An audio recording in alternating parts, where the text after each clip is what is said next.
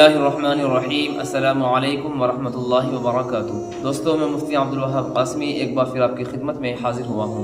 एक भाई ने सवाल मालूम किया है कि किन किन कंडीशनों में हम नमाज को तोड़ सकते हैं। यानी अगर हम नमाज में हों और कोई ऐसा अमल सामने आ जाए कि जिसके ज़रिए से नमाज तोड़ी जा सकती है, तो वो कौन से अमल हैं, वो कौन से काम है कि जिनकी वजह से हम नमाज को तोड़ सकते हैं, किन सूरतों में नमाज का तोड़ना जायज़ है, ये मसला है। देखिए भाई, इस मसले का जवाब ये है, अगर कोई शरई उज़्र आपको पेश आ जाए तो नमाज तोड़ सकते हैं, वरना नहीं।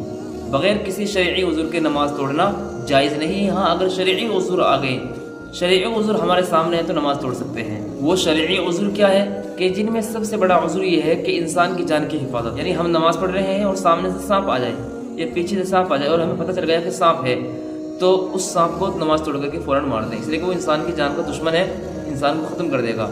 इसी तरीके से बिच्छू आ जाए, बिच्छू डंक मार दे, उससे जहर फैल जाए। इसी तरीके से कोई भी मौजी जानवर आ जाए कि जिससे नुकसान पहुंच सकता है, उसको हटाना, उसको दूर करना, उसको मारना, ये जायज़ है नमाज तोड़ करके।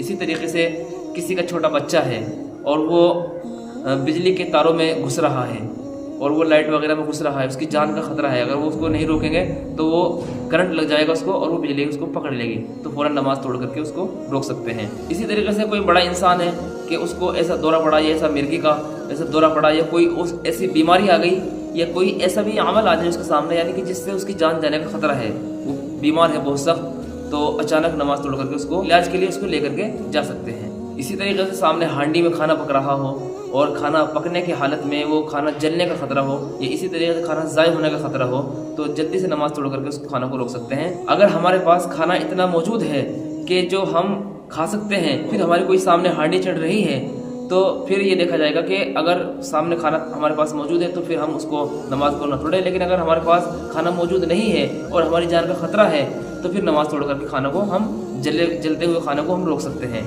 इसी तरीके से आखिरी चीज़ जो है वो ये है कि हमारी दौलत सामने रखी हुई है, पैसा सामने रखा हुआ है, अगर दुश्मन या कोई चोर उसको उठा करके ले जाएगा और हमारे पास बाद में कोई पैसा नहीं बाकी रहेगा, तो फिर ये है कि नमाज तोड़ करके उसको माल को हम रोक सकते हैं।